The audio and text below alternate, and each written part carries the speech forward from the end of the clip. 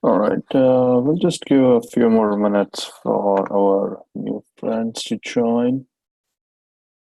I guess two of them are not attending, two or three of them, but the rest of them probably should. We have about one, two, three, four, five people. And how many of them are we assuming? I think we're assuming six. Okay, I guess. I think almost of the people who are supposed to attend are here. That's a good day. Cool.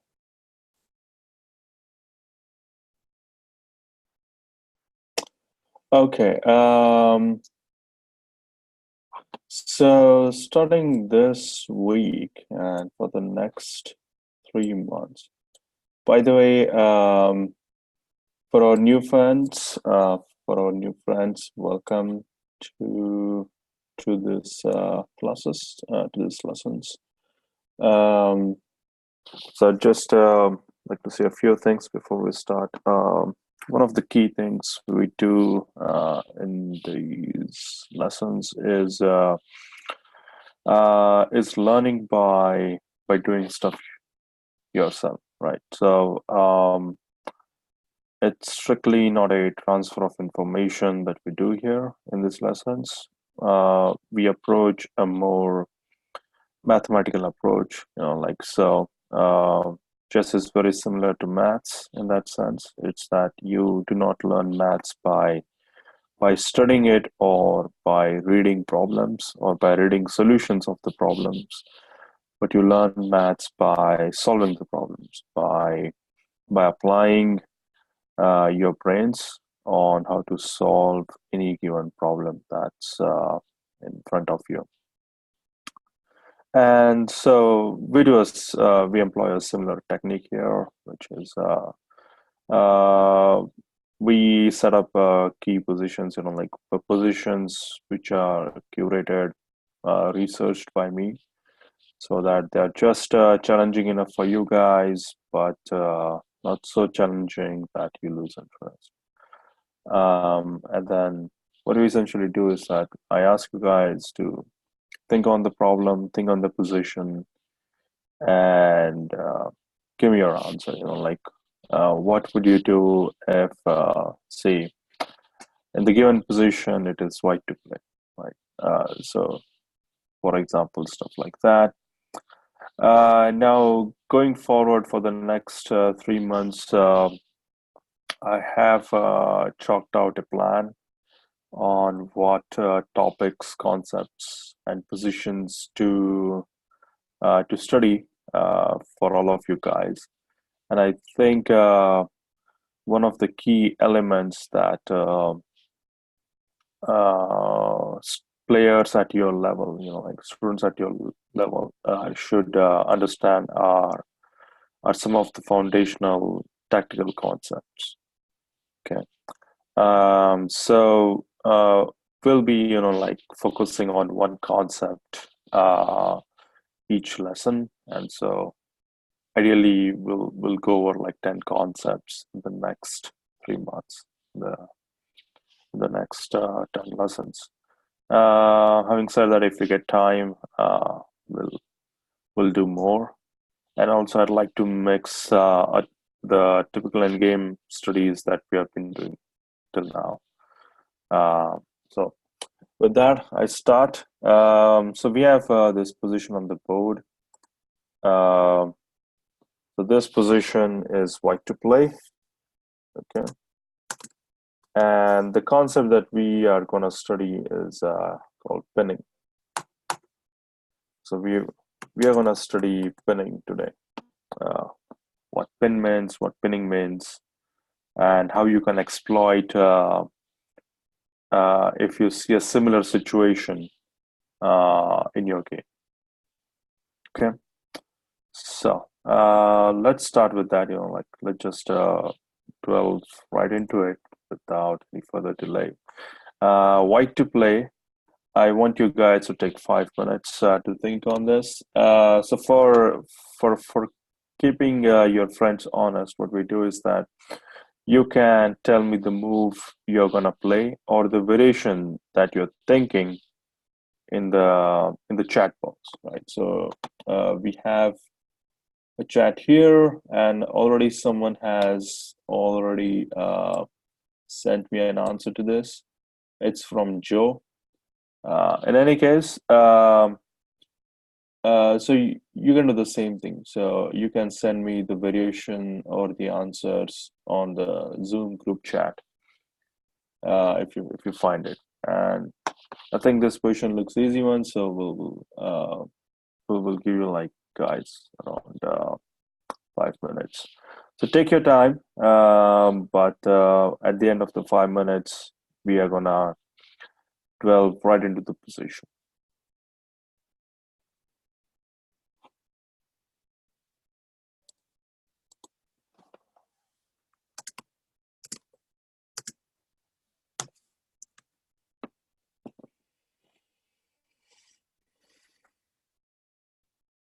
Sir, where's the chat box? So you should be able to find it on your Zoom app. It's somewhere on the Zoom app. Is someone there to assist you, like your father or your parent? So on iPad, just touch the screen and you'll see the options.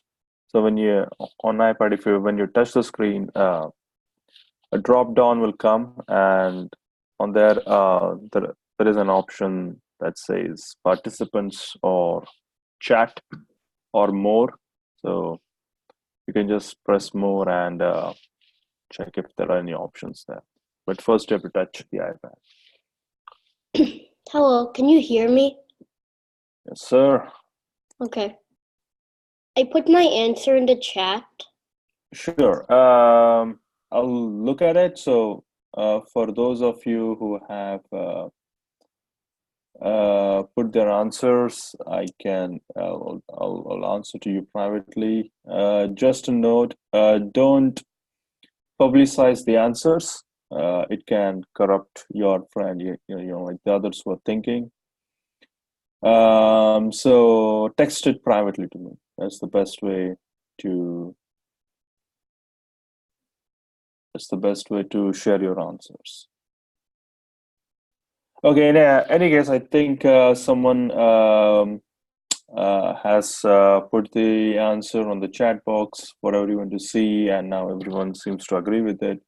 And that's the problem of putting the answer publicly. It's that then everyone starts to answer, like agree with the answer that is shared with everyone, whether it's correct or not.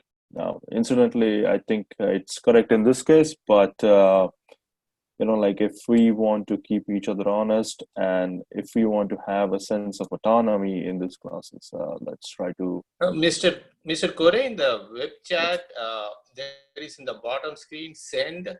By default, it comes to everyone. So the students can then scroll to Mr. Kore and then just send to you so that it goes privately to you. Maybe they had it defaulted. Yeah. Okay, yeah. I mean, I can understand the slip, so no worries. But yeah, try to drop it down if possible. Okay, so here I think someone has already shared the move, but the key thing that I wanted to share is the concept. It's the pinning concept. And can anyone tell me where the pin is? The white queen is pinning the black queen. Yes, that's correct. So the pin is on this diagonal, right? So unfortunately, the black queen cannot move anywhere else other than this diagonal. It can play queen f7, or it can play queen takes, it can play a move like this, or it can play a move like this, right? So those are the only two, like sensible moves that the black queen can play, but it cannot go anywhere else. It cannot go to d4 or anywhere else because of this pin. And that's correct. So white exploits this pin, okay? So one of the things like one of the skill set that you build in chess, like to become a better player, is pattern recognition. So like the goal of doing these problems or these puzzles and exercises and then asking you to solve it is for you guys to become familiar with these patterns, right? So pinning doesn't always mean that a smaller piece is pinning a larger piece. It can also mean that two equal pieces are pinning each other, and that's right. Rook d1 is the correct answer here. Uh, as you guys know, like the queen cannot take it because it's pinned. Take, then you take this with a check, and then maybe king f7, and then you take the queen, and then you win the queen, right? So this is winning for white because it's queen up. All right, great work, everyone. Let's move on to next position.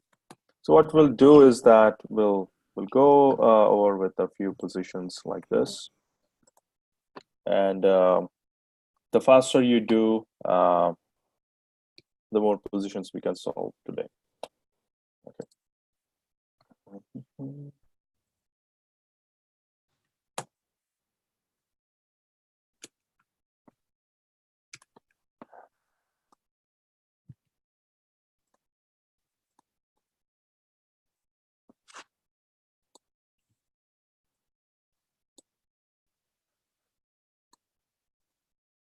So if you're finding this the first position easy, it's only because I just want to get warmed up, not share anything crazy with you guys.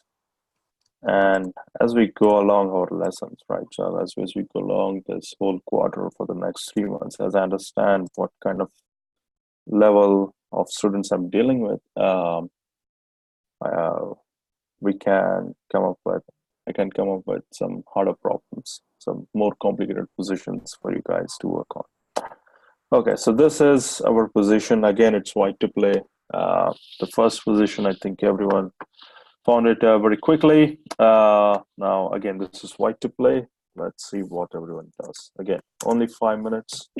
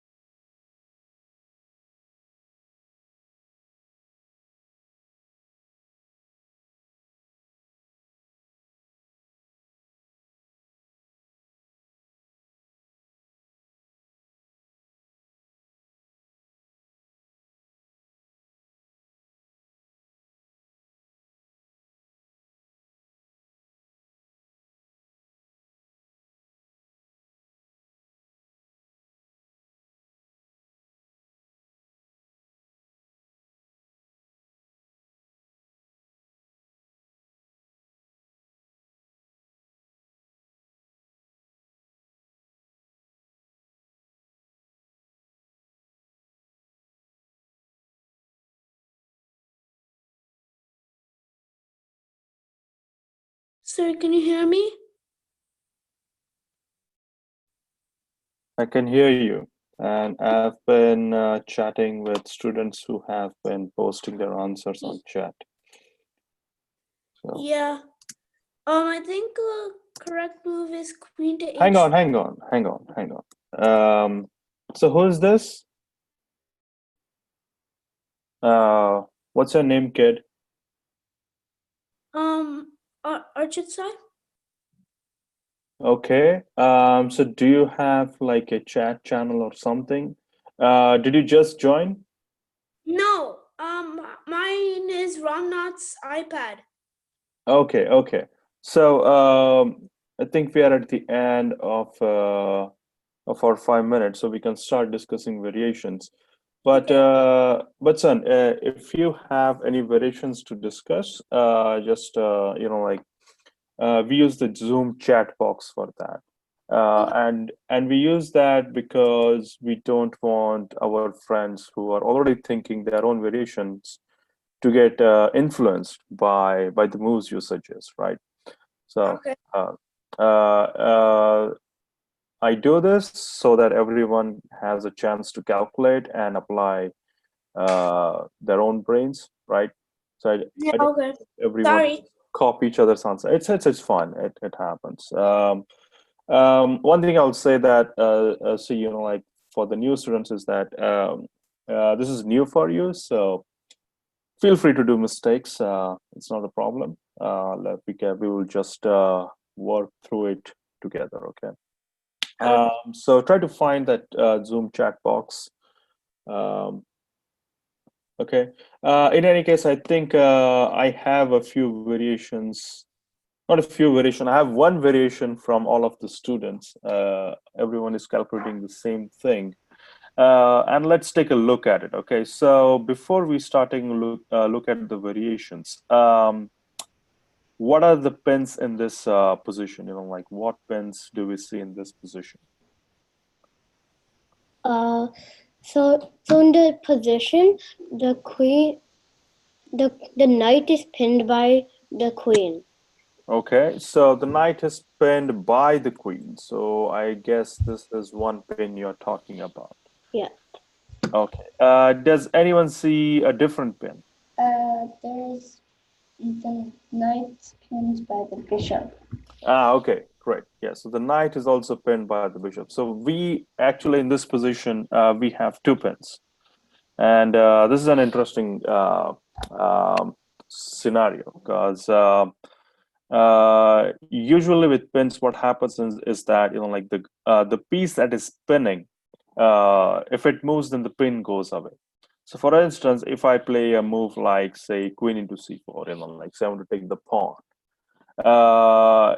even though I play this move, there is still a pin that exists from the bishop. Okay, so still the knight cannot move to something like e4 because the bishop is still pinning the knight.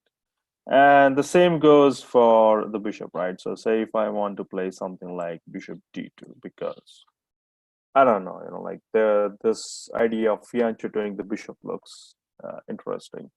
Again, in that case, the knight cannot move because there is a pin by the queen, right?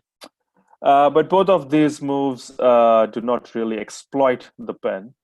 So the one variation that everyone suggested to me, or most of you suggested to me, was bishop takes knight, queen takes bishop, and now rook e7 check. And I guess that was the end of the variation for most of you. For some of you calculated, the variation was king g6.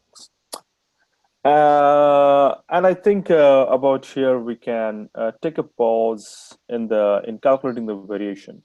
And now, one of the things like we studied in earlier batches was when you're calculating variation, I'm gonna mute Joe.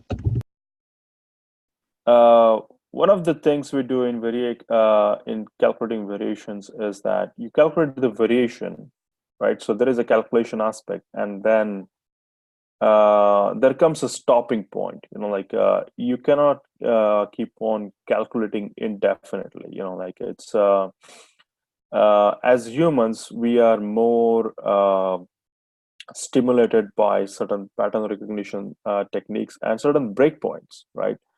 So even in real life, um, say you're cooking, right? So if let's say if your mother or like if any of your parent is cooking like a curry or say samba, okay, I really like samba. So when she's doing that, yeah, like first she puts the oil, then the mustard seeds, and then some onions, and then the vegetables. And I think one of the visual cues is that you start to put the spices after the onions have become brown. Okay, they've become brown or reddish.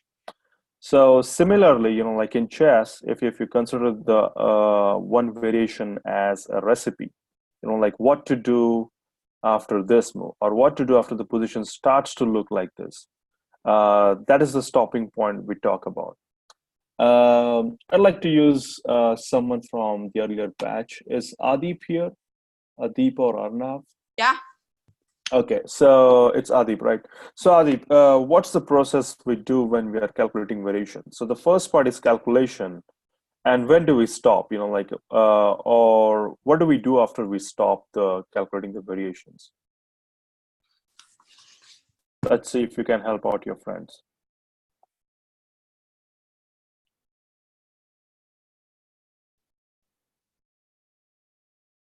So say I want to stop my calculation here. We also have to know what the other opponent's gonna do, like how they're gonna respond to what move you're playing. Like you have to play what they're thinking. What are they gonna respond by? Yes. So I think one of the important thing is that like you obviously have to keep in mind what your opponent will play, right? So this is like a ping pong situation. Like chess is like ping pong. Like you pass the ball to your opponent, and then your opponent is inevitably going to pass the ball to you, right? If it doesn't, then he loses the point. So it's similar. So you have to when you calculate your moves, right? So everyone does that, right? So everyone starts calculating their own moves, but you also have to calculate your opponent's moves, right?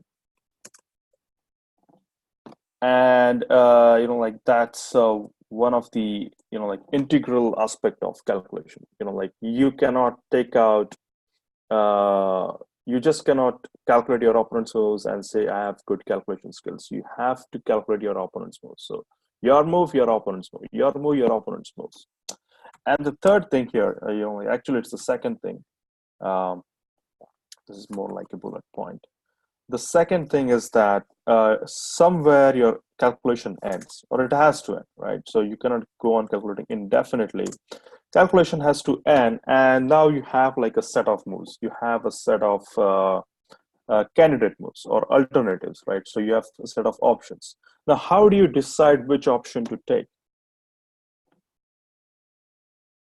So if you have like two options in a given position, how do you decide which option to take?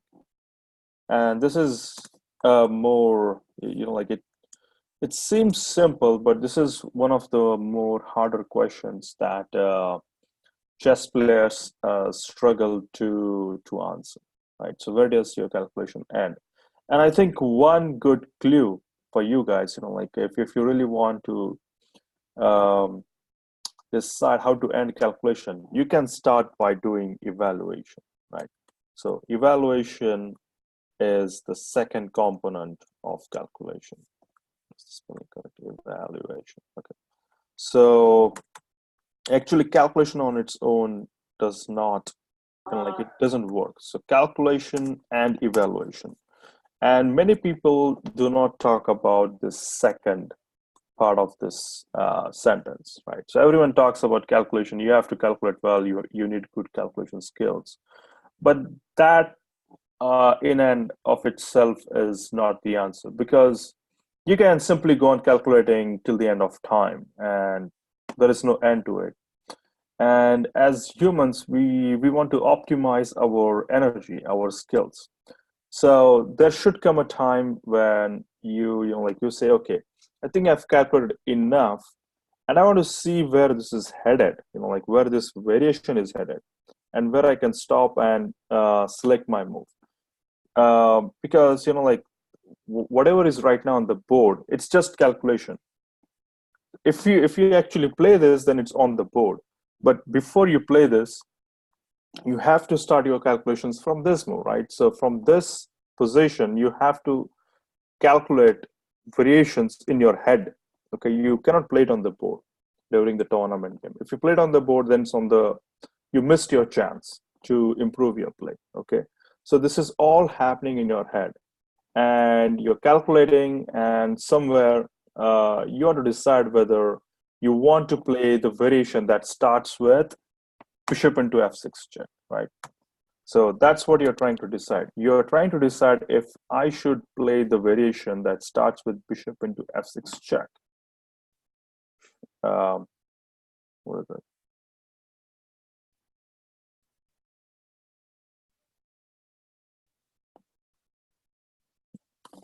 Should I play the move bishop into f6 check? That's the question. That's the question that you want to answer. Why is this not going?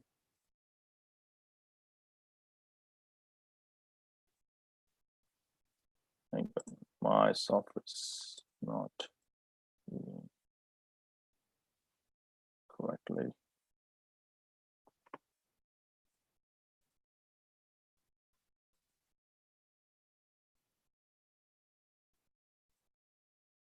Okay, in any case, why is this showing here?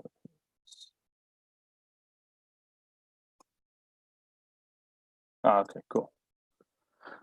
Sorry about that. Let's get back to what we were talking about, is the variation. Like you want to decide which variation to play. You are trying to decide if I should play the move bishop into f6 check. And you're going to answer that question by calculating the variation, right? So this is all in your head. You're calculating, okay, if I take, then he will take, and then I'll give this check, and then he'll play king g6. And if you want to end your calculations here, I guess it's fine, but probably not the best idea, because like in this position, your two pieces are still attacked by the black queen, right? So stopping your calculation here is not the best thing. The answer to the question, like where to stop the calculation, when to stop the calculation, the answer is that when the dust has settled. Tactics and exchanges are like storm in a sea. But when that storm has subsided, when it has ended, like when you see that none of your pieces are hanging, or if none of your opponent's pieces are hanging, like your opponent is a key part of the equation. If there are no direct threats, if there is no mating threats, then you can stop your calculations. So for example, here I will still continue my calculation. I will say, okay, let's take black's queen. Black takes my queen, and now I'll take its pawn. Okay, and about here, I would be, okay with stopping my calculations, because none of my rooks are under threat, none of his pieces are under threat. And okay, and I think this position looks like where some things have settled down. And now it is time for me to make evaluation, like decide if this variation looks good for me, whether it looks good for me or not, or whether it is just equal. Like equal variations are also fine. If a position looks equal, that means it actually means that both sides have equal chances of winning, drawing, and losing the game. That's what it means. Like when you say a position is equal, you're actually talking about the probability of how the game might end. So that's what the evaluation means. That's what the evaluation equal means. And if I give the evaluation like white is winning, that means white should win 100% of the time. And there is a clause there, there is like terms and condition to that statement. And the terms and condition are that if white finds all the best moves in the position, then he should win. Okay, so regardless of how your opponent plays, if your opponent also playing the best moves, you're playing the best moves, white should win. So that's what that statement means. White wins. It means that white will find all the best moves. He's not going to play some crazy moves. He's not going to blunder anything. And then if all those conditions hold true, then white wins. Okay, so those are the evaluations in a nutshell. And a summary, those are the evaluations that we'll be using in our lessons. There are much more complicated evaluations that that people study in higher levels of chess. Grandmasters and world champions don't even talk about who is going to win. They are just going to talk about if this position is something that's good to my style. If it's good to their style, then they are confident in their abilities that they will induce their opponents to make mistakes. Anyway, it's a topic for maybe another quarter or maybe a whole year. In any case, I digress. Let's come back to this position. So what do people, what do students think of this position? Let's try to evaluate now.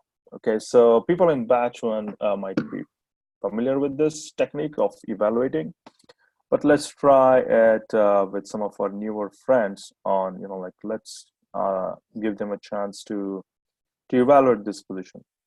So how will you guys evaluate this position? Is this position winning for white or winning for black, or is it just equal?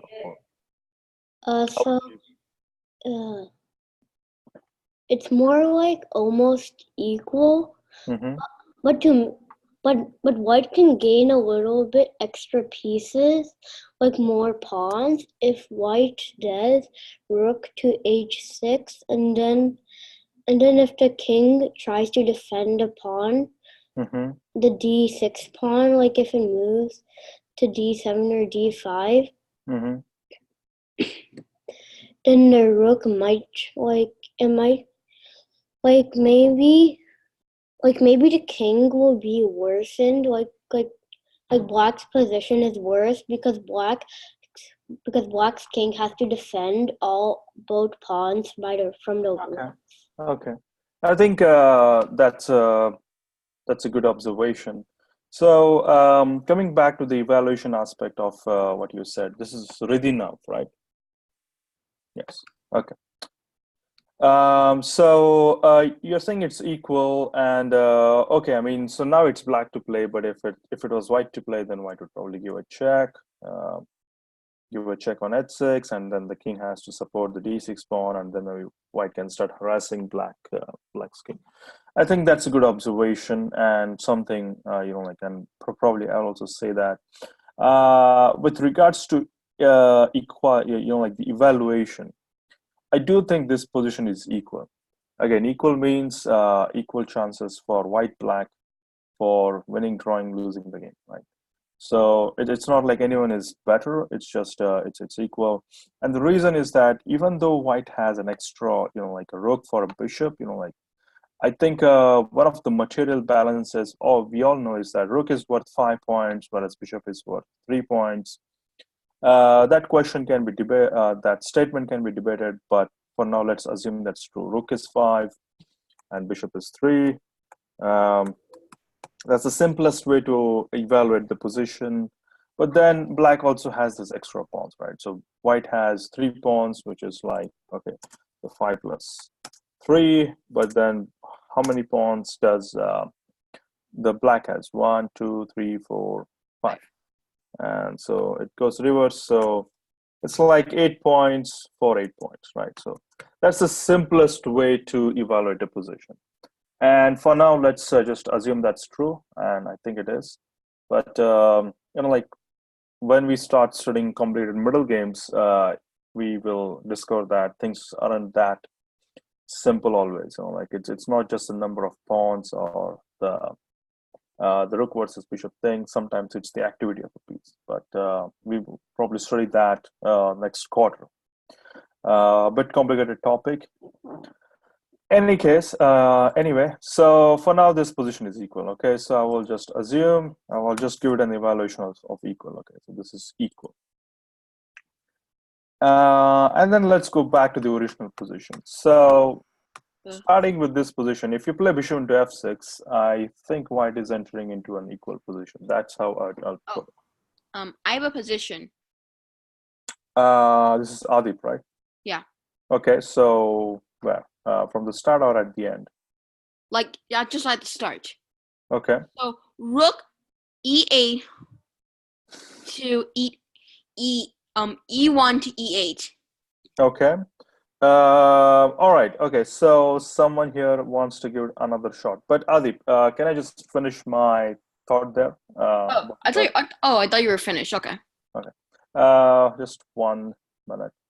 So right. So if I play bishop into f6, I'm going to enter an equal position. So that's why what I'll do here is that the move bishop into f6, I'll just assign it the equal sign, and that means this means that if I play bishop into f6, then I'm entering into an equal position. Okay, so that's how I will just like that's the priority of this move. Like if I play this move, then it's gonna end on equality. So I'll probably deprioritize this move because I'm not winning. I want to look for a win here.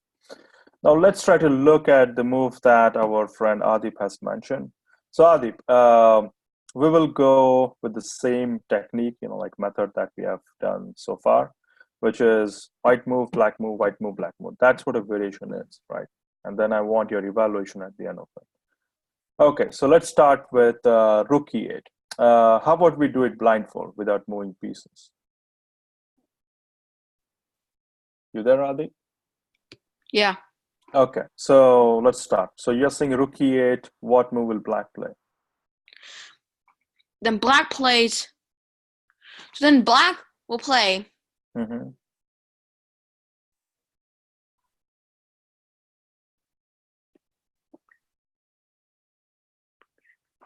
So I want an entire variation from you. Is that fair? Oh, so then black will play king to g6.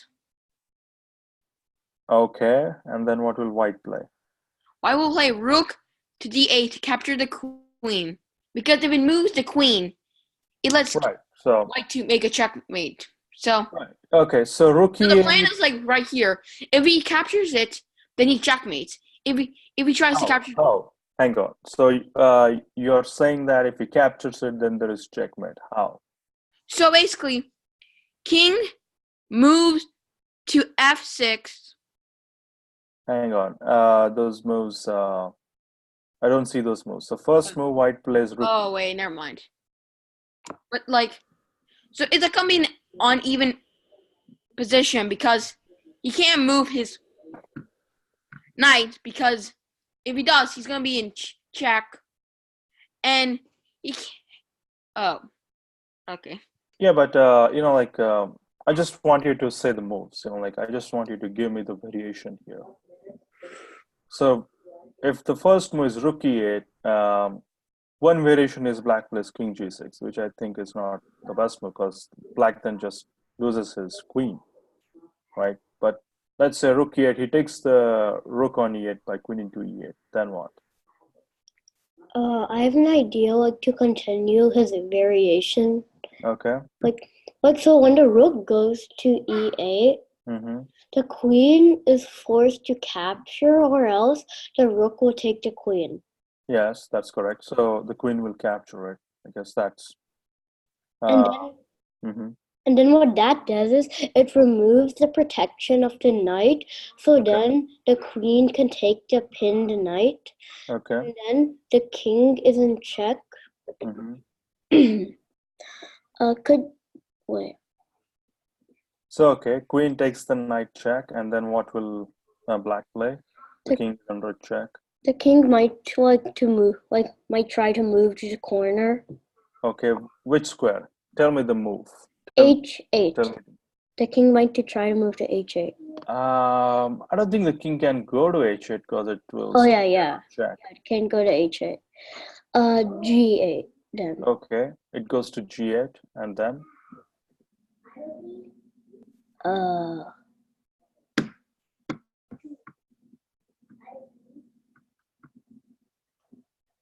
hmm.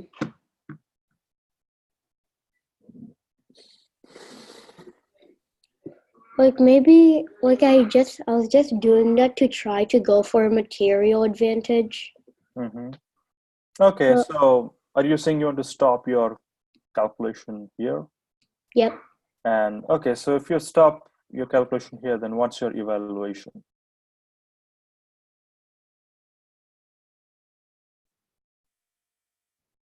Pretty much still draw. Yeah, I mean, I would agree that if you stop the calculation there, then the evaluation has to be like equal or draw. Yeah, I guess. Because you both lose. You look use rook, which is 5 point, and he loses his knight, but still it's even because he is an extra knight, but you have an extra rook, so leave it even. Yeah, I mean, the rook goes, the knight goes, and then maybe one of black's pawns goes, and yeah. And also, black isn't really in the best position right now. Yeah. Like Okay. some of his pieces are inactive, and black's king can't really move. Yeah. I mean, but then again, he's true. All right. So Adip, Ridinov, thank you for sharing your thoughts with us, and I will encourage everyone, all of the students, to encourage to share their thoughts. What I've understood is that sometimes people are shy. I think I was a shy person when I was young. So if you're feeling shy, then you can always send your thoughts on the chat box. Okay, so that's one of the advantages of chat box, is that shy people can also try reach out to me by a private message. So always know what you're thinking and what you're not, stuff like that. Okay, but good job both Adip and Ridinov. Okay, so now this brings me to another very important how shall I put it, a very important aspect of calculation. So I think the two things that we already discussed still stand through. You have to calculate, calculate your opponent's moves. So that holds true. This is like a ping pong. So you have to calculate your move, and then you calculate your opponent's move. So many students, players, don't calculate their opponent's move. Sometimes they just get overwhelmed and taken away with their own ideas. Like that daydreaming starts. So daydreaming is not good if you want to become a good chess player. So I'll just put a slight note here. Daydreaming is not ideal for a good chess player. You always have to be cognizant of what your opponent is thinking or how he might respond. Okay, the number one rule. The next is calculation goes with evaluation. Okay, so these two things cannot be separated out. They are just two sides of the same coin. So you cannot take one or the other out of them. But a side comment here is that calculation. Now, when it comes to calculation, sometimes as I said, you might want to stop thinking. You might want to stop calculating your variations, but an essential sporting element, sporting element in chess, and this is not like an academic element, but it's more like a sporting element, is that you have to keep on pushing yourself. That's where I think chess is truly a mind sport, because it's a battle between two minds, and which mind is able to calculate more or come up with new and creative ideas to put pressure on the opponent's position. And that is that sporting element I will try to say is that endurance, endurance. And in calculation, that translates is to following up your variation, right? So don't just give up right then and there. So I think one variation. I'll just say some things here, okay, before I take on more questions or comments. So one variation we calculated, I think rook e8 is a really interesting move. Okay. Queen takes e8, queen takes f6 check, king g8. And it seems that the position is, like consolidating. You don't see a way for white to progress, except maybe for take this pawn and maybe just give it an equality sign. Okay. And one of the other tactical motives that we'll be studying further are the mating patterns. Okay, so this is where this position is sort of camouflaging the pinning concept with the mating concept also. So let's just take a look at it. There is a mating pattern that you will often see, which is this. Okay, so white plays bishop h6 here, and that's a far much better move. And now black is really in a pickle, so white is threatening a checkmate on g7, and I would like to know how black can save this. Can black avoid this checkmate on that white is threatening to give the next move? Black can move his queen to d7, so then there's something guarding the g7 square. Okay, so queen d7, can someone spot how white will respond to this? White can play queen to f7, and then it's checkmate. You mean f8, right? Yeah. So if queen goes to d7, then you have this another mating pattern, which is queen to f8 check. This mating pattern usually involves a pawn, like a piece of the same side which is blocking the king, right? If this pawn was not here, then black would have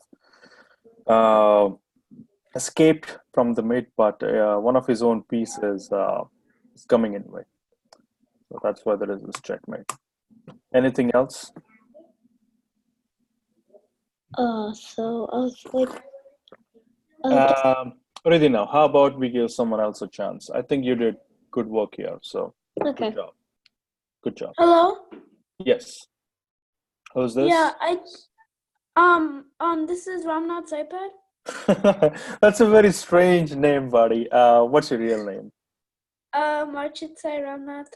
Okay, Archit. Okay, so your name is Archit. You're not an iPad. You're a human being, right? Yes. So I can just touch you and make you do things. Yeah. Okay, good.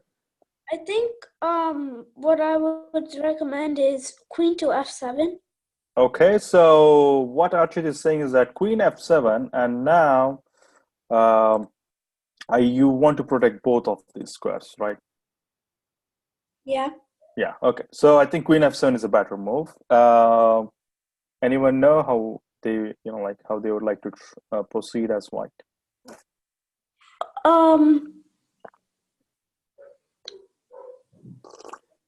I think queen d8. You mean queen d8, right? Queen d8 check. Yeah.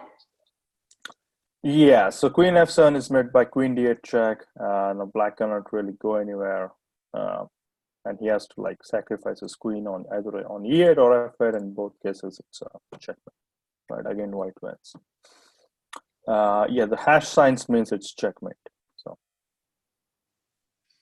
all right. So, queen f7 also doesn't work. Anything else?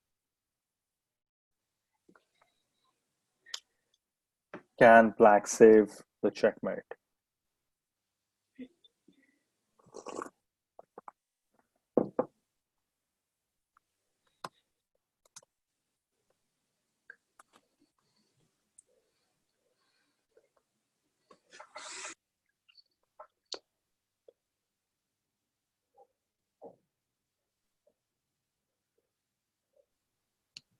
I don't think black can really defend.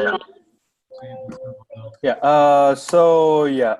Black cannot really stop the checkmate on his king. There is, either he gets checkmate on g7 or f8, and if he tries to stop both of them with, say, let's queen f7, then we have this queen d8 checkmate. I'll just put some lines here so that people know what's happening. If queen g6, then again mate on f8. If queen e5, again where I'm trying to control g7, then again queen f8. And black really cannot stop this checkmate. Okay, so let's come back to the initial position. I think there are some lessons for all of us to learn here. So the first variation, the variation that which most of you shared with me was bishop into f6, right? So I think bishop into f6, take, rook e7 check. This flow of check looks very attractive, right? So I guess one of the impulses that I personally had to get over when I was a player of your age was giving checks, right? So because check is fancy, right? And one of the games I used to play with my friends was that how many checks each one of us gives the other king, right?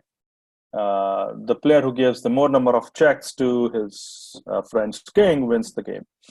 But that's not really what we are studying here, right? That's a different game. What we are studying here is chess, which ends when you checkmate the opponent's king. And it doesn't matter how many checks you give your opponent's king, as long as like someone is getting checkmated. So giving the number of checks is not really the metric we use for deciding who won the game. The metric is whose king is getting checkmated. And okay, so with having said that, this variation, black is surviving just fine. Like already, black is like probably a little discomforted because his king is out in the open, but the game is definitely not over. Black is doing fine, I guess, in this variation. But what we see here is that we see a way to exploit this pin. Okay, so with the move rook e8, what we're doing here is that actually we are using not one, but actually 3 or 4 tactical concepts. The first is obviously the pin, right? So this is the first tactical elemental concept that we are studying today. We'll continue studying it today. But the second is as important one. This is called decoy, which we will study down the line. Okay, study this later.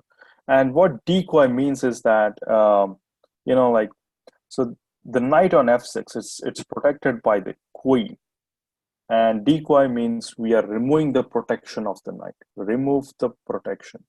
Okay, we can also paraphrase this as remove the defender. So again, in this pattern, we see that the knight on f6 is truly defending or protecting black's position. And if the knight goes and white's queen and bishop come forward, then there is a mating net that cannot be stopped. And the third is obviously the mating pattern. Again, we'll study this later. There are like hundreds of mating patterns that if you know will be very useful in identifying good moves, in identifying good tactics in a given position. Okay, so rook e8, that's what we're doing here. We are using these 3 things. I'll just put like 2 exclamation marks here. I think it's a really good move. Yeah, and now black is forced to take on e8, right? If it doesn't take, then I can just take on f6 and it's mate. He has to take, then take on f6 with the queen, king g8, and bishop h6. And this typical mating pattern where like you have a mate on g7, but also you're silently, like very sneakily, you're also threatening a mate on f8. And the reason why f8 mate is possible is because there is a piece that is self-blocking one of his own pieces, right? So one of black's own pieces is blocking his king, and that's why this mating pattern is possible. And white wins here. Okay. So with that, I think we'll just conclude this position. Okay, so just keep this particular pattern in mind. The reason we are studying these tactical patterns is that all this elemental stuff, like this is all foundational stuff. This is not even like the good stuff that we'll be studying later on. But one of the things White did earlier in the game is that he got rid of Black's black squared bishop. Like there was a black squared bishop right here, and in earlier part of the middle game, White made sure with some tactics that he got rid of that bishop. And that's like an even higher level of strategical thinking, like which piece to exchange, which piece to remove, which has long-term effects. You don't see the effects of those decisions immediately, but they have long-term effect in the game, where like your position is just bad if that piece gets exchanged. So that's what White did earlier in the middle game. He got rid of Black's fianchetted bishop on g7, dark squared bishop. And that made possible this cute tactic of rook e8, right? Okay. Any questions before we move on? I'd like to put on a new position. 2. I guess I would say remove the decoin mating pattern. Okay. Excuse me, sir. Yes, sir. Yeah, Archie. Yeah. What about queen to h4? Okay. So queen to h4 is, I guess. Okay. So you're saying that rook e8 is winning, but you want to check if queen h4 is also works or not. Yes. Okay. Queen h4. I suppose. Can I just develop my piece? Maybe I can. Can I just play that? How about if I just play h5?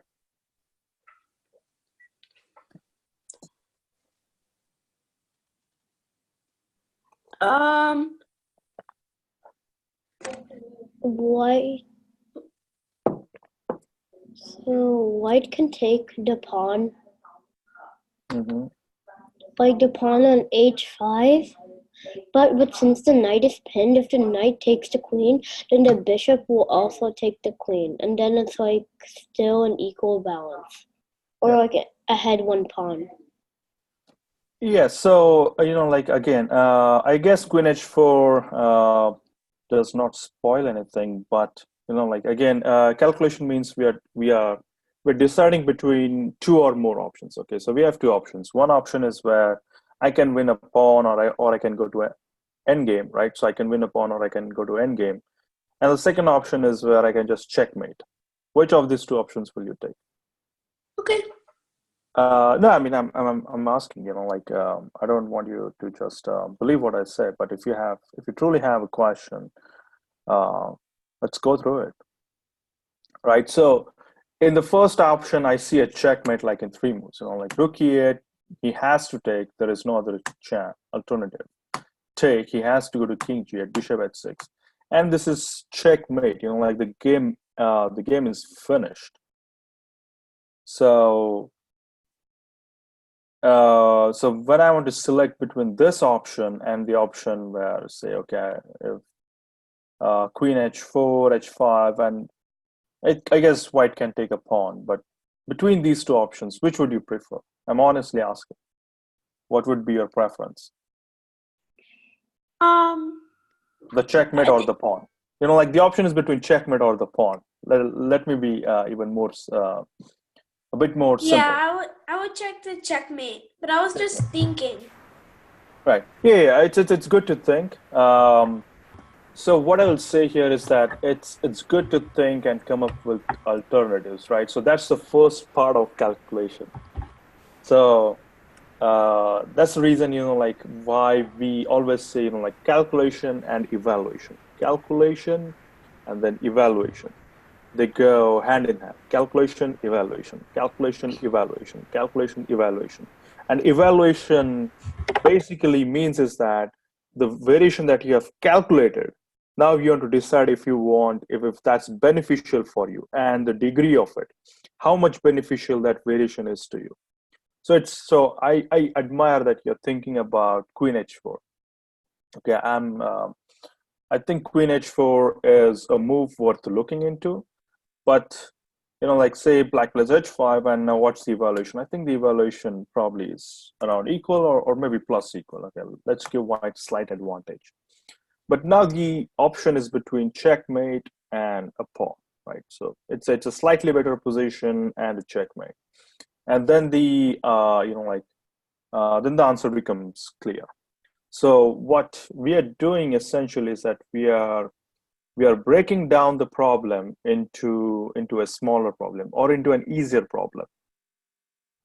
Instead of thinking about which move to play, now we are thinking about which result to play, which evaluation to play for. And the choice here is between checkmating the opponent king versus picking up a pawn. And I think now the answer becomes simpler. Like if given the choice, I just want to checkmate him, finish the game, right? So that's how I would think on it. I will say one more thing. Like I guess most of you are new to this this lesson and to this way of thinking. So feel free to ask any questions. Like if you don't understand anything, but also like apart from asking questions, also be a little patient on getting this thing right. This is sort of a new concept and a new way of thinking for you guys. So if you give it enough time to settle in, then things will start making sense. And not will it make sense, you will also enjoy this this refined process of thinking. Okay, again, I guess I go back to math. Like in math also, initially it is harder to understand new concepts of in mathematics. Like you can start as elemental as addition, subtraction, then you can go as higher as trigonometry, derivatives, integral calculus, and so on and so forth. But to understand those things, to like to assimilate the higher concept, it takes time. But if you're patient, I can promise you that the dividends are worth the effort. Okay, so and then patience again is an important skill in chess, and more important, like just important in life. But feel free to ask questions. Okay. Okay. All right. Thank you. Let's go on to the new position. So I just save this. So what I'll do is that I will put on a new position, and so anyone who wants to think on it can feel free to think on it. But if we have already like finished about an hour of class, so we can I'm thinking of taking like a short break for you guys. But let's just look at this position and then go for a break.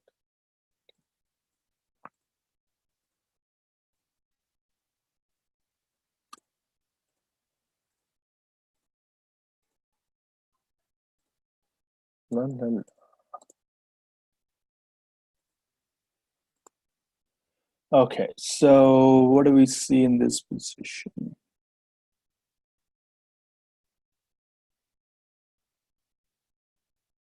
Yes, I guess this is white to play.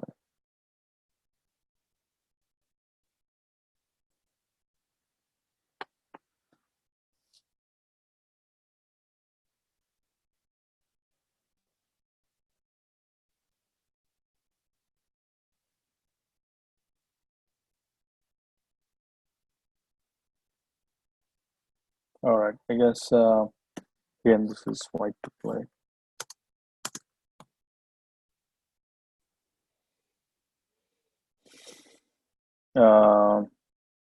Let's take a break here of about 10 minutes. So it's about 10:50.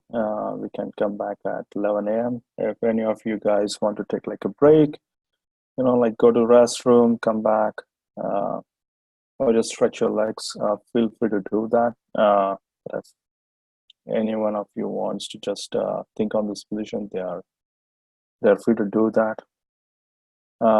Again, two things, like identify the pin and then identify the move. Right? Let's just do that.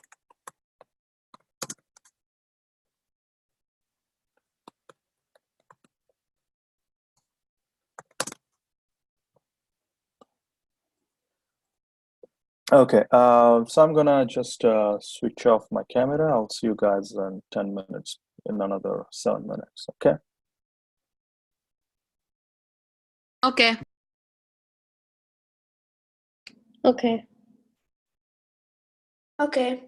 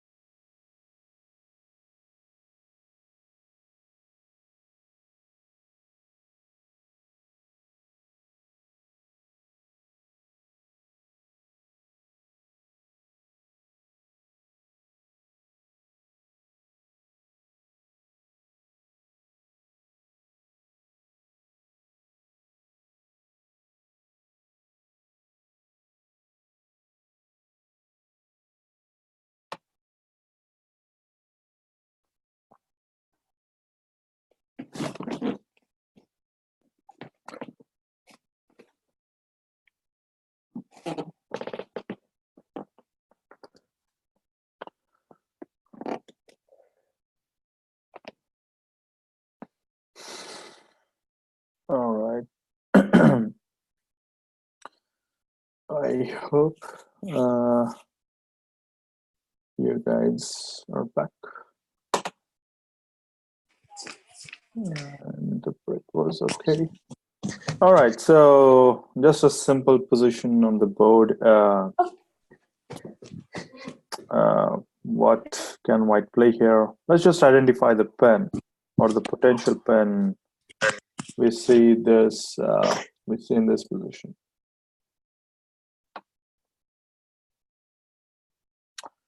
What kind of pen do we have in this position? Right. So it's like when you see a combination where like you have a rook and a queen on the opposite side, or a king, then there is a possibility of a pen, right? So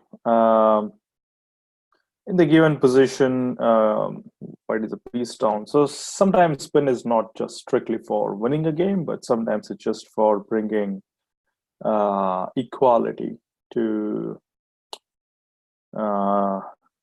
a given position, right? I think I'm missing a pawn here.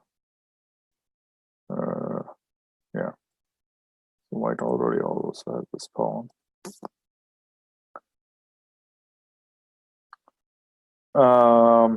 So yeah, I mean, we have this particular structure, and so when you see like your rook and an opponent king or queen, like black could also have queen here.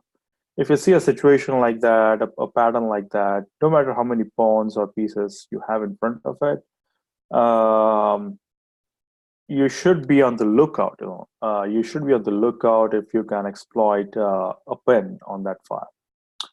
And I think this position is pretty, like self-serving, self-answering on what white's move should be.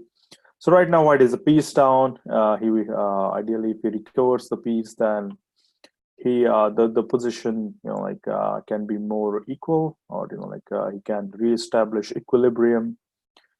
And because of his lead in development, maybe he has chance for a slight initiative.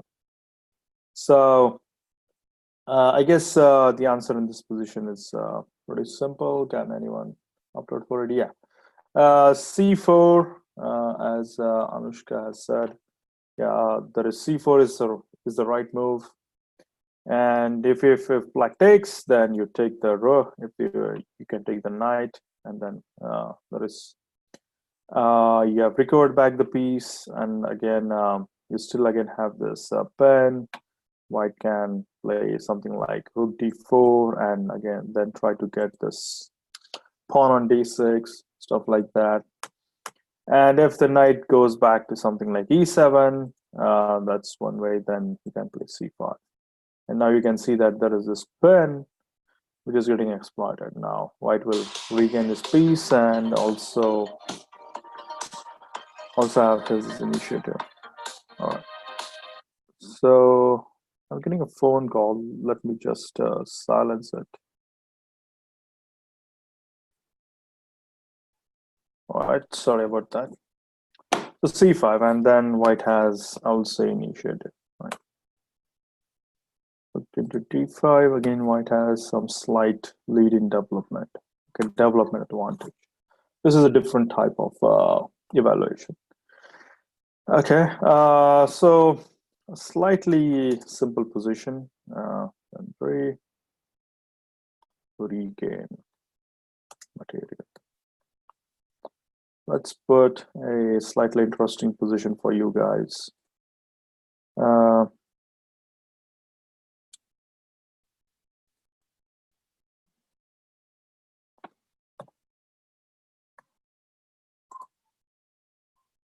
All right.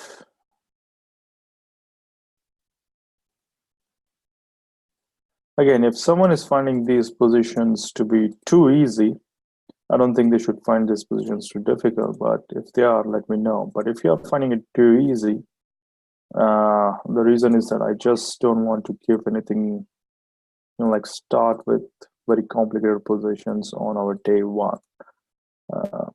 As we go along this quarter, I'd like your feedback on what kind of positions, on how you think these positions are, if they're easy or not.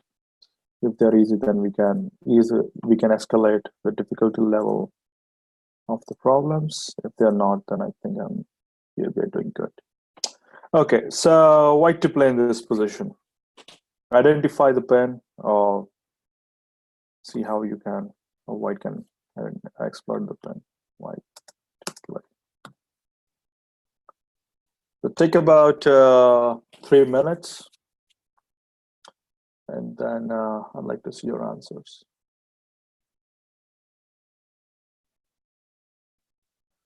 Okay, so Anushka had a question about previous position.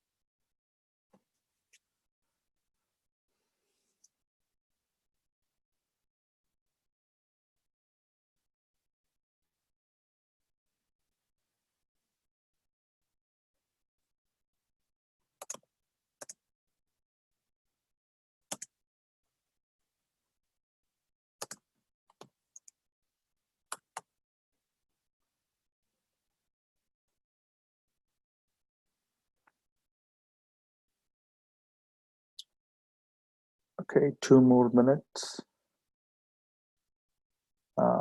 Some of your friends are sharing their ideas with me on the chat, so feel free to do that if you find you would like to continue.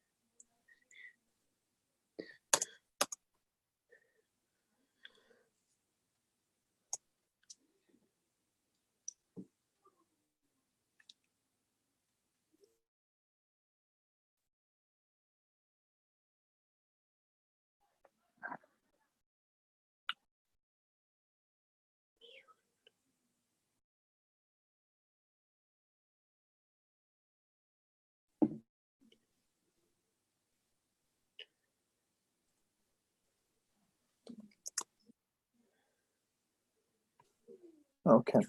All right. That's we're close to being done here.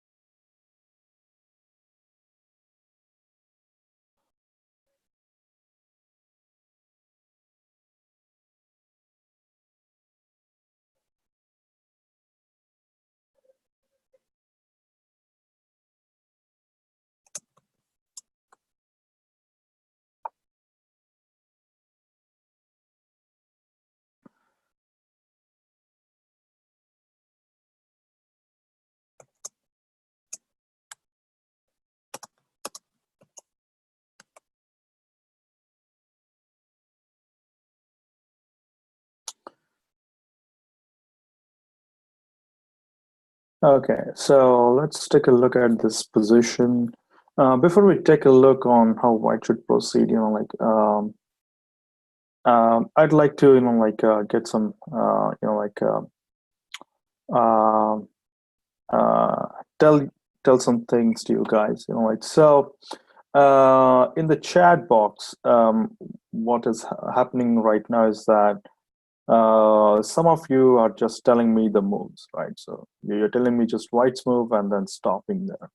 So ideally, what I expect, or ideally what even you guys should do in general, is that you guys should tell me the variations, right? So it can go like, okay, first move, say this position is white to play. White plays something like some move, okay, some move. And then you should answer that. Don't just give me the move that white will play, but then think how black will respond to that move. Okay, so this is like black move. And if you think you're reaching the end of the variation, then give an evaluation like equals or plus minus. This means white is winning, or minus plus. This means black is winning, right? So at the end of your variation, I'm give an evaluation. That's the process we are gonna that I advocate, and we are gonna follow on from now onwards. This is the process that we're gonna follow on now onwards. And if your variation is like multi-move, then you can just say white move and then black move, right? And just continue until you reach the end of the variation. But and the reason why I advocate some this process or this way of thinking is that this is the exact same process that you're supposed to apply in your games, in your tournament games. One of the reasons why people players lose the game, or they lose a winning game or they lose a drawing game, there are so many of these missed chances because you really have to start applying yourself to think in your opponent's shoes, what your opponent will play, how will your opponent respond. And the way to do that is by starting the practice on starting the practice in our lessons. The calculation of the variation should be, okay, if this position is white to play, then white play, black play, white move, black move, white move, black move. And then when you reach the end of the variation, then it's then that's when you give the continuation, right? Okay, so that's fine if you're doing that, but that's what I expect. Okay, so I'll just say right here something like this: white move, black move, white move, black move, and then you can also add like the move number. Then there should be an evaluation. Okay, so just keep this in mind. I will add this to the offline notes so that you guys can revisit this after the end of the lesson. But just keep this in mind. Okay, Control A. Just copy this. Okay. So I guess there are a few variations that some of you have shared with me. Okay, I think most of you have looked at the right variation. One variation, so let's just take a look at the answer, okay? So one thing we discussed in the previous position is that when you see something like this, like your rook against the opponent king, right? Your rook against the opponent king or opponent queen, then there is a chance to exploit a pin. And with that in mind, I think the answer sort of becomes obvious. Let me give you, let me explain to you the higher motivation for doing these exercises and studying these concepts. So let's start by answering this question: what is the goal when you're playing the game, or when does the game ends? The goal is obviously to win the chess game, but you win the game by checkmating your opponent king.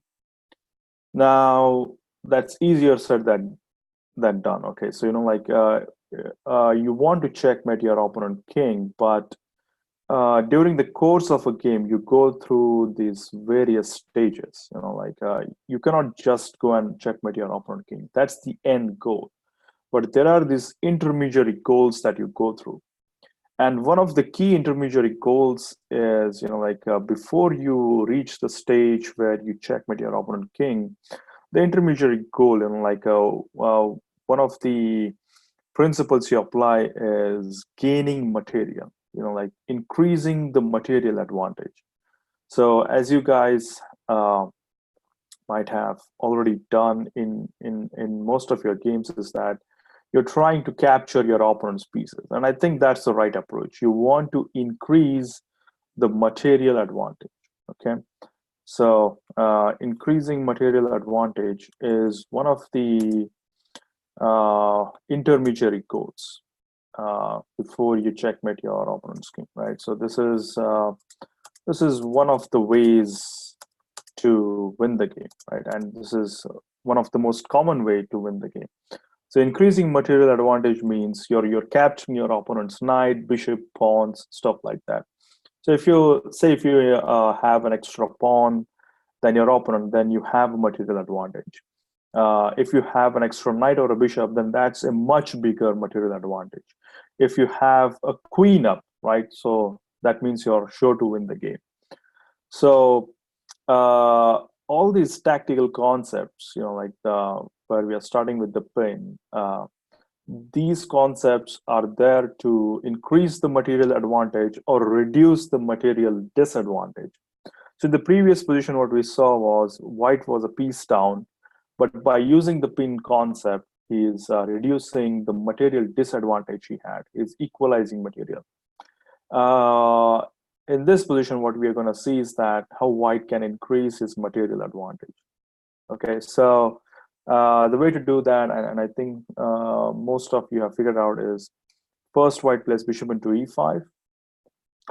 Now black's queen is getting attacked by the rook as well as the bishop. So taking with the queen is mandatory, and then white takes the queen, and takes the bishop. And because of this pin on the f5, because of this pin by the rook, black cannot take the bishop, right? Because the king is in check. He has to play something like f6, after which I have an extra bishop, right? So white has extra bishop, and white should win, right? So white has material advantage. And because he has an extra bishop, I think reasonably we can say that white should win this game if it isn't blunt. So I'm going to put the evaluation of plus minus separate. So white should win here. So this is how, like white is exploiting the pin in this position. Okay, I think most of you, or at least some of you, saw this. White has an extra piece, and white should eventually win this game. So what we are studying in these lessons is that we are studying how to achieve this intermediary goal, like this small, this goal that is that comes before checkmating the opponent king, which is increasing material advantage. Okay, so that's what we are studying in most of these tactical exercises, and we just saw an example of that here white is winning a piece. Okay, there is another variation, I guess. Someone was suggesting, I think, knight c4. Okay, I think knight c4 is an okay move, but I don't think it leads to a material advantage. So if black takes knight into c4, then obviously white has bishop into d6 check, and then white takes the black queen. So here white will end with a material advantage. White will get material advantage. But is black forced to take with his knight? Can black play something else? So let's ask Arnav. can black play something else here instead of knight into c4? So knight into c4 is obviously a mistake, because then black will lose his queen. But can black play something else? He can use his bishop. He can use his bishop, right? So he can take with his bishop and then maybe take with his bishop. And now maybe he can take with the knight, even better. Because now if you take bishop into d6, then I have queen into d6. Right, and I do not lose my queen. This knight is protecting my queen, right? So black, ironically, black will end with material advantage here. So this is not good for white. Okay. All right, so knight c4, probably not the best move. So the correct move is bishop into e5. And as you can see, whatever black does after this, white ends up with a material advantage. Okay. Okay, so white wins here. Let's look at another position. Gaining material.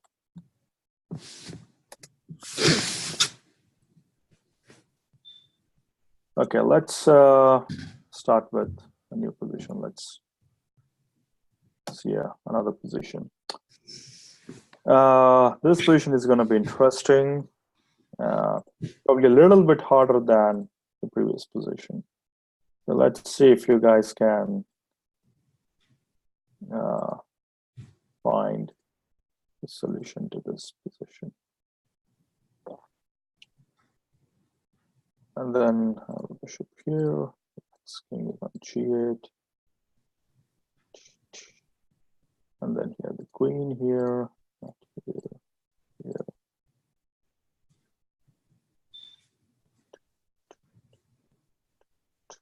Okay. Again, this is white to play. Okay.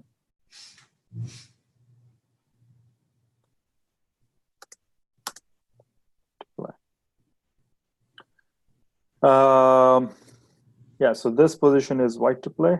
Let's start your thinking right now. So I'll give you guys 5 minutes, but you can start thinking right now. Again, identify the pins and see how you can exploit the pin to your advantage. Okay, so your time starts now.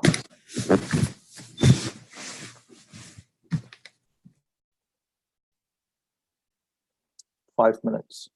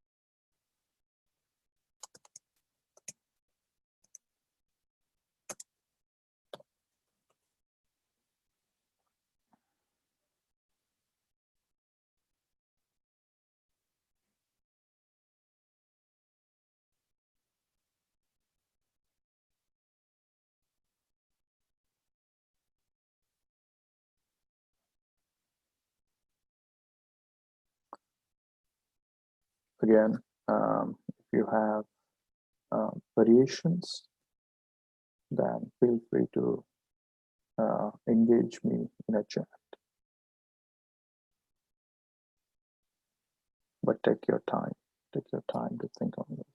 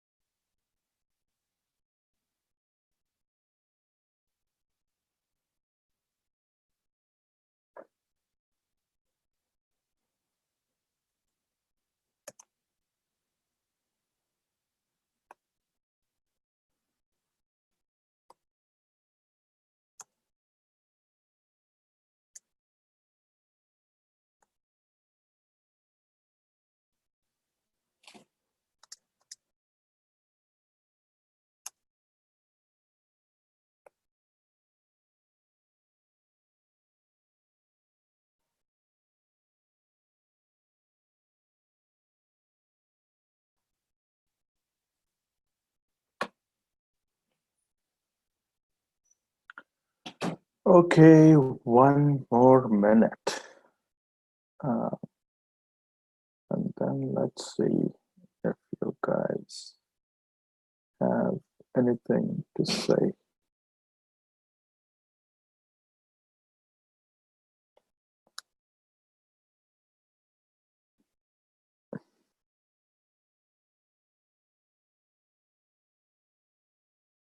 Whoa, what's happening?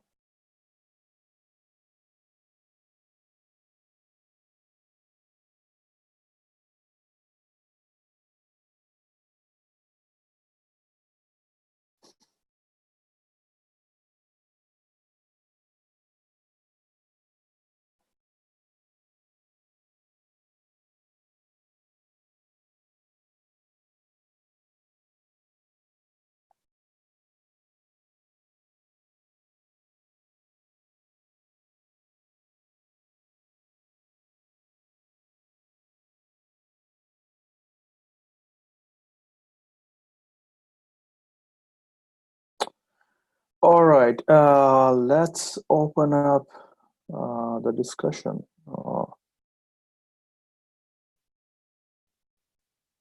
Let's open up the discussion of this position.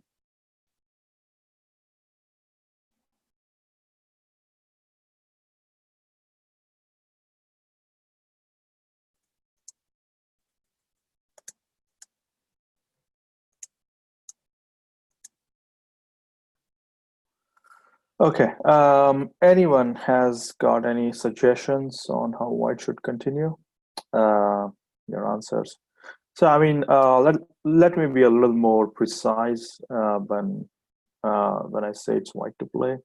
Ideally, we are looking for a way for white, like a way for white where he wins. Okay, so we're trying to find a continuation for white where white should win, or like when I say win, it means that he gets like a decisive material advantage, or he's gaining so much material that there is no way for white for black to draw the game. White should win in that scenario. So having said that, how do you think white should proceed in this position? Does anyone have any answer, suggestion?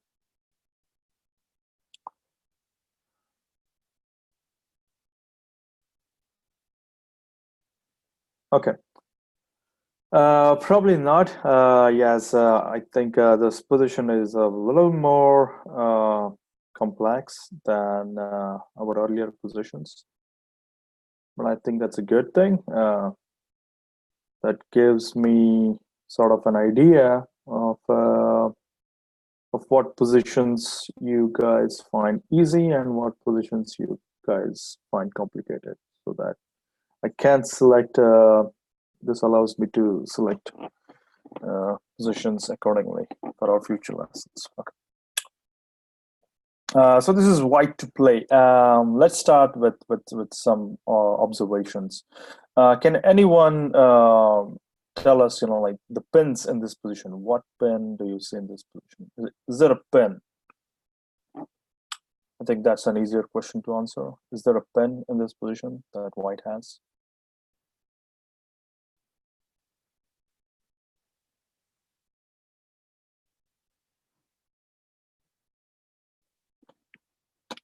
What kind of pin we see in this position? So Anushka, Anvita, Arnav, Harini, Jigar, Archit, Ridina, Adip. What is there a pen that is there a pen in this position that you see? Feel free to unmute yourself. Okay. Ridina is saying, Coach, can you unmute me? Yeah, sorry. Should be able to unmute yourself, but if not, then The knight is pinned. Yeah, the knight is pinned. Which knight? So there are two knights. There are two black knights here. Knight on f7. All right, so everyone is saying the knight on f7. That's correct. So the knight on f7 is pinned, right? So by the bishop. So how can we exploit this to our advantage? How can white use the knight on f7 to his advantage. That the knight on f7 is pinned, how he can use it to his advantage. That's the key to unlocking this position.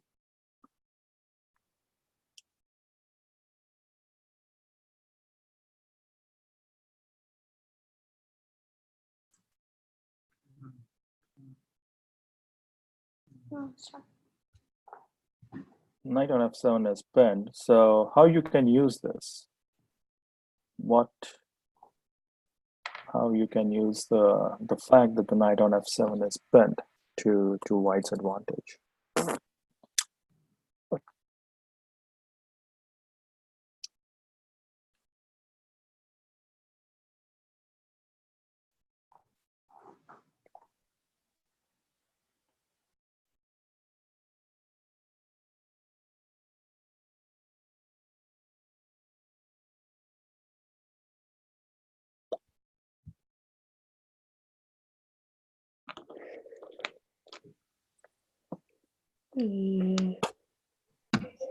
So white could use the pin to his advantage because since the pinned knight is close to the king.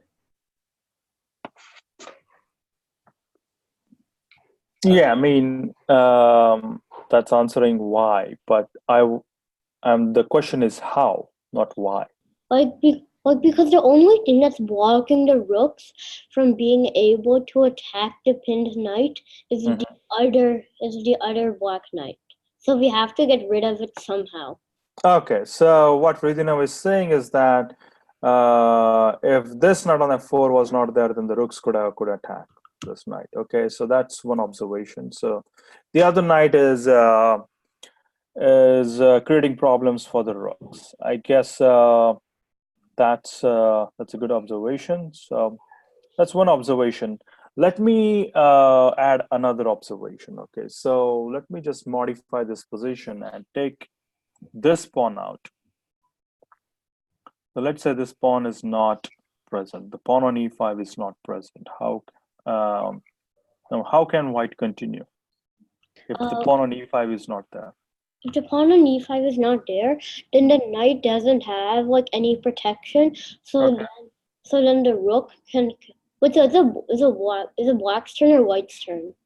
It's white's turn. Oh, then the rook can capture the knight on f1. Okay. Let's say. Or I also have a. I also have another one. So or it can move its bishop all the way to h8.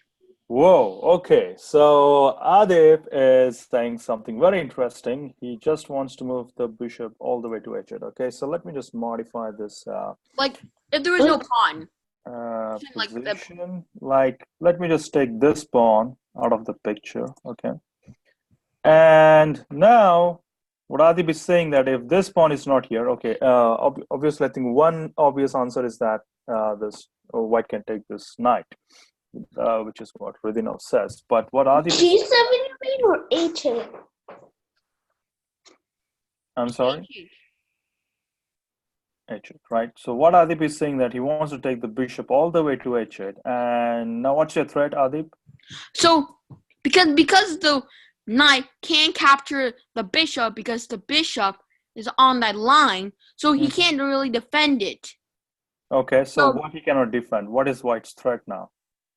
That his threat is now from checkmate, because if the king what is the checkmate? Queen to g7. Queen to g7 is a checkmate, right? Yeah. So that's what white is threatening by pulling his bishop out to h8. And I think you're right, Adip. I think this threat is very serious. And to get the pawn out of the picture, you can actually just do capture rook to f4. The pawn captures it. You get the bishop all the way to h8. Well, there's nothing you can do. Queen. Okay. Yeah. So I guess sometimes like a little bit of visualization and creativity is required to understand what's going on. Okay. So let's just put the original position back. I think Adip has been creative. Let's put this thing. And to play, and we'll sing and win. Okay. So. Okay. So what we saw in our visualization, if the pawn is not on e5, then white has a deadly threat of checkmating black king, and that's where, and that's where we get to exploit this pin on the f7 knight. Okay. So as our friend Adip said, rook into f4. We take the rook on f4, because if it doesn't take, then white has material advantage, right? And as Ridhina also mentioned, now the knight on f4 is not there. Our rooks can start attacking the other knight, and white will just gain more and more material, right? He'll just gain more material. So right now he's already a piece up. He should win by the virtue of just being a piece up. That he's gonna get. But if he doesn't if he captures it, he has another threat coming of checkmate. So he's forced. Yeah, so that means he's forced not to capture. Right. But I guess this is the critical variation. So e into f4 and then bishop h8. And now we see how a pin can be deadly on your opponent, right? So because this knight is pinned, this knight just cannot move. First of all, he cannot take the bishop on h8. And second of all, he cannot move, so that this mate on g7, to avoid this mate on g7, there is no way for black to avoid this checkmate on g7 because his knight is pinned. And that's how, how, H-O-W, how, that's how white exploits the pin. Okay, so one of the things about studying these tactical concepts is that we want to study how we can exploit them. So just because the knight is pinned, white will not win. Okay, so I want you guys to understand this. Pinning does not win by itself. You don't win because you have pinned your opponent's piece. It's a mechanism. It's a way to gain more advantage. So first you pin the knight, and then then the follow-up is important.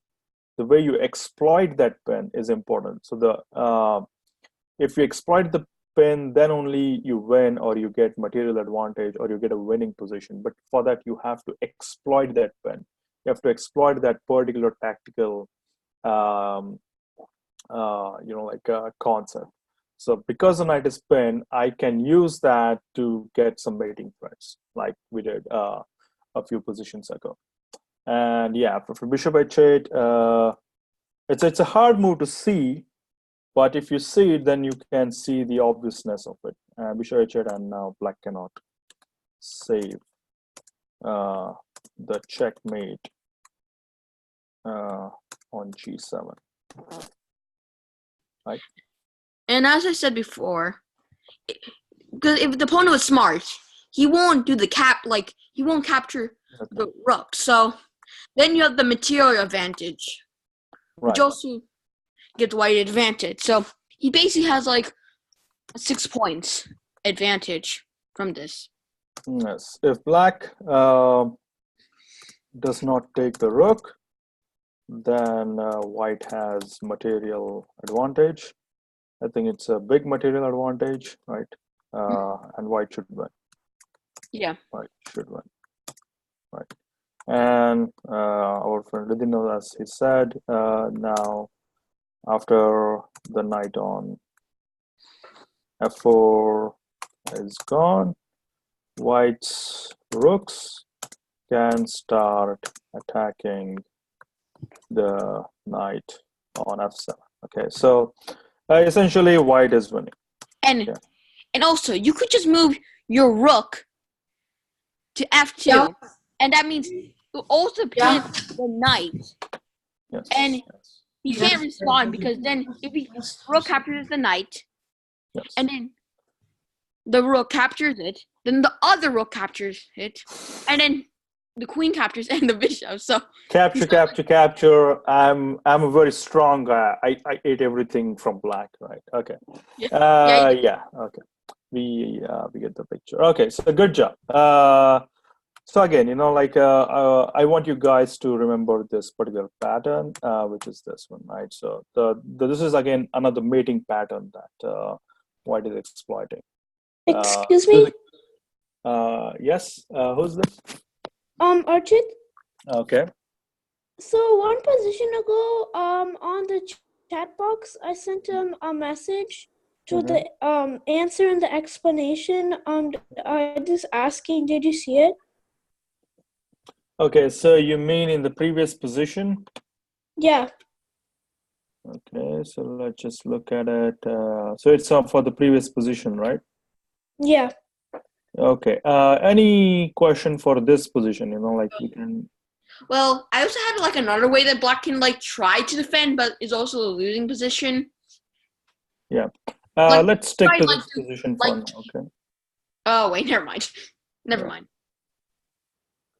So I don't think I got anything from Archit. Yeah.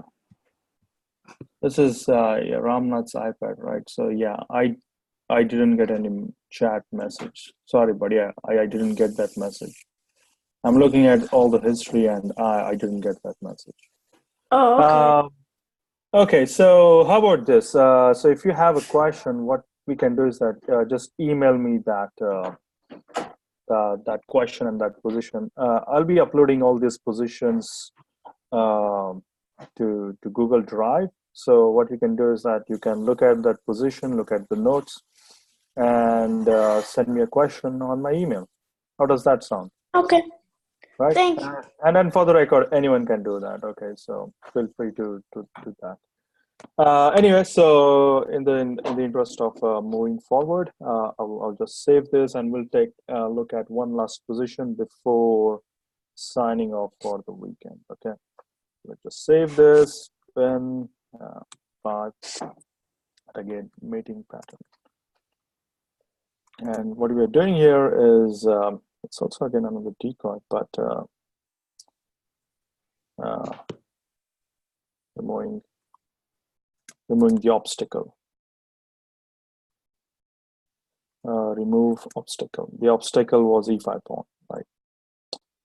Okay, so and white wins. Cool. Okay.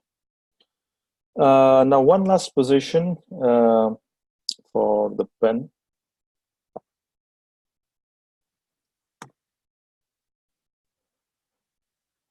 So as I said earlier, like pen is these tactical concepts. We are studying them because sometimes we are able to just give a checkmate, but if not, then one of the things you do to win a chess game is increase your material advantage, right? So sometimes we are able to checkmate, but even if we are not able to checkmate our opponent, it's these study of these tactical concepts is useful to gain material, and ultimately gaining material will result in a better position, resulting in checkmate and winning the chess game. Okay. So this position that we are seeing,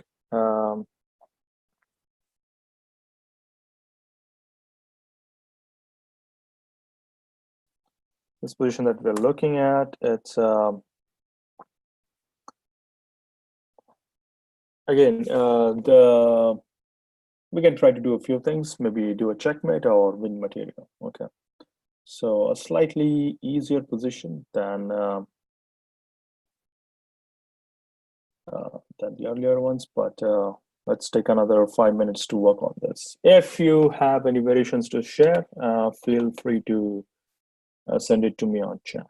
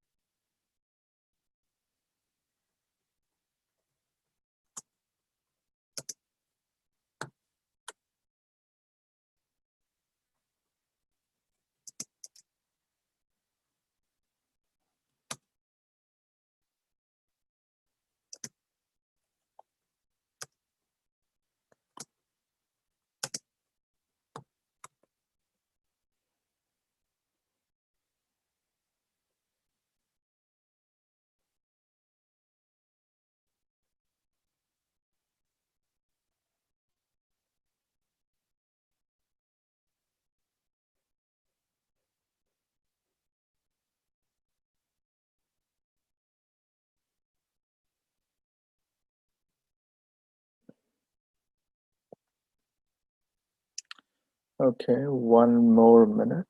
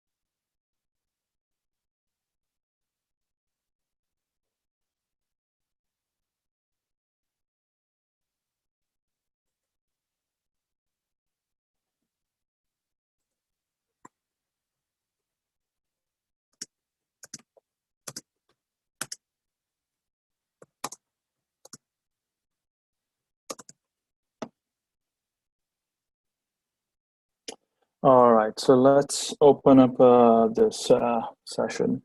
So what I'll do is that I'll just analyze a few lines I got on chat, and then we'll see if anyone else has any more suggestions. So one variation I got was something like a bishop b4. So attacking the pawn on d6, I guess. So that's an interesting move. And then the variation was like, if black takes on d4, then there is queen g7 checkmate, right? I suppose that's true. Like, so there is a mate on g7 if black takes the pawn on b4, but black is not really forced to take on b4, right? So like one aspect of calculations, at least tactical calculations, what we are doing in these lessons is that we are looking at forced variations. Forced variation meaning that you or your opponent are pretty much forced to play a certain move, or like if you don't play that move, then you're gonna lose, or your opponent is gonna lose, and that he has no choice. With bishop b4, I don't see a forced move for black. I think one option that black can play is that he can simply just play pawn to c5, and like, so he's not forced to take on b4. He can just play pawn to c5 and still guard that mate on g7, right? If white gives a check on h6, I can simply go g8. And what black is doing very like very heroically in this position is that he's protecting all the mating squares. The mating squares on g7, h7, and to some degree f7 also, right? So because he's controlling all these squares by one of his pieces, white cannot really give a checkmate to black. All he can do is just repeat the position, right? Check, check, check, check, right? So stuff like that. And bishop b4 does not force his things. So after bishop b4, black can simply play c5, and white now is attacking the white bishop with his pawn. Maybe white has to go back, and then say he has to go back to d2. But now black can already play bishop to his queen to f6, and now he's consolidating his position. He's bringing, he's trying to exchange the white and black queens. If we take, if white says that I'm giving a pen on the rook, unfortunately now black has this d4 move. We can stop this pin on this diagonal. There is no more pin, and I think the position is equal, right? So the evaluation is that white does not win after bishop b4. Okay, so that's one variation. Other variation that was discussed is that maybe play bishop e3. Again, if queen into e3, then I guess one obvious move is that, okay, black just loses the queen. He's materially down. Again, white should win. Another answer is that I have this checkmate, right? And white again wins. But But again, black is not forced to take on e3. He can play queen b2, or even more impressively, like even more better, I think he can just play queen a1 check. Now there is a check on the white king, and yeah, and I don't see any progress. If he plays king to h2, then again, I can play something like c5, and now I'm threatening to go queen to f6. If g4, then I can play bishop e4, right? So g4, the idea is to kick the bishop, but again, I'm playing bishop e4, and as before, black is again protecting the checkmating squares, the squares on which there is white can give a checkmate. So black is still protecting that, and no progress for black, right? If he plays queen h6, I can always go back to g8, right, like this. So the point that I'm trying to make here is that it's not forced. So bishop e3 is not a forcing move, and black can get away with certain things. He can also play queen to b2, I guess. Again, if g4, then I have bishop e4 check, and in reverse now, black is forcing a checkmate, which forces white to take on e4, take, and again now white has nothing better than giving perpetuals, right? Check, and again, the point is that white is not winning in this variation. Okay, so what else? So bishop e3 also doesn't work. But as I said before, like one of the ways, one of the motivation for studying these tactical concepts is gaining material. Sometimes they lead to checkmate, but sometimes you can gain decisive material. Like decisive material means you are gaining so much material that this position is winning for you. Now, your opponent cannot escape from a loss. So let's see. So nobody has suggested any variations right now. So what I'll do is that I'll just go ahead and share how white can force things, like quote unquote force things. So the first move white does is that he plays queen h4 check. But before that, can anybody identify a pin? Like say I play bishop to c3. There is this pin on the queen, right? If I play bishop to c3, there is a pin on the queen, and I can win black's queen. But the problem with bishop c3 is that white can simply take the bishop on c3 and win the game, right?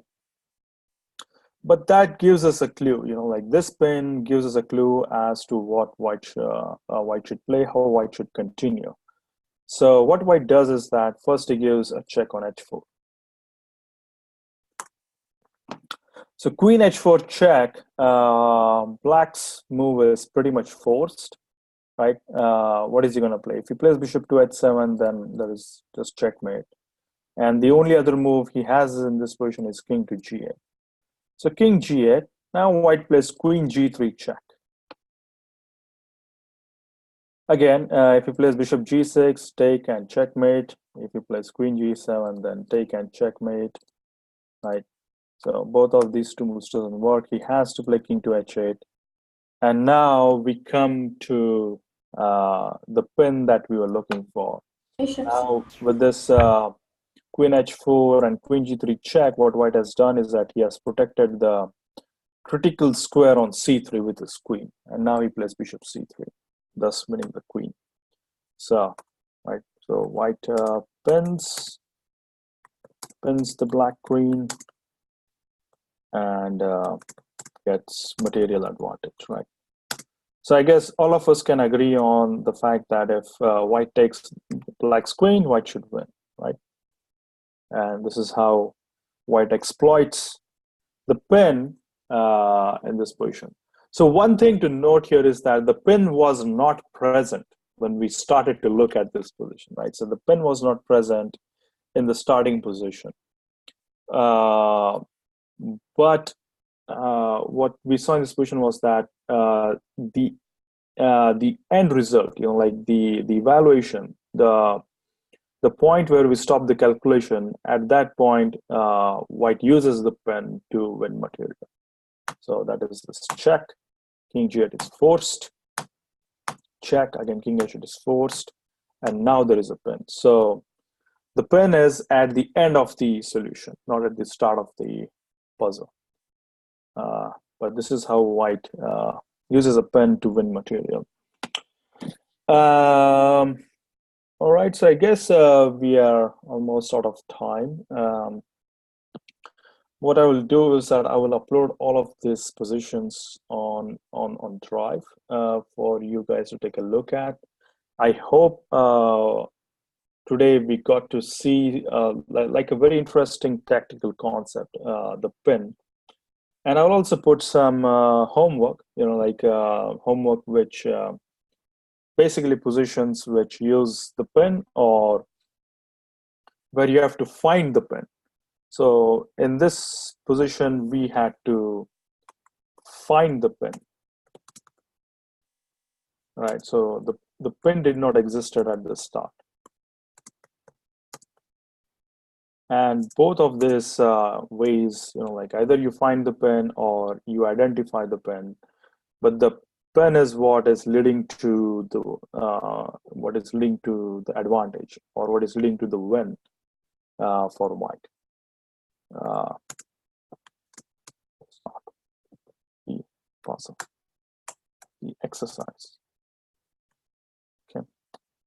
So what I'll do is that I will upload all of these notes on Google Drive. I highly encourage all of you to go through the notes. It's important that you keep on doing self-study and rehearsing what we study in the class.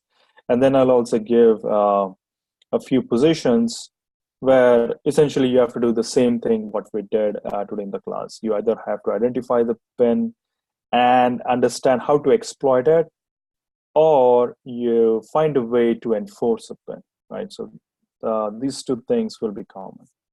So the first thing will be identify and exploit, right? Identify the pin and then exploit it. Like the example where we saw white takes rook into f4 and then plays bishop h8, where he's exploiting an existing pin. And the second is where you have to find and enforce the pin. So in the second case, the pin does not exist, but when you find it, and it leads to it. Leads to advantage, right? That's the second case. In the first case, the pin exists, and now you have to find how to take advantage of it, of that, right? So those are the two cases. Those are the two common cases that pin will be used. All right, so I hope you guys learned something today. It was instructive, and when you receive the homework, feel free to take a look at it. Feel free to solve the positions, okay? Any questions before we sign off?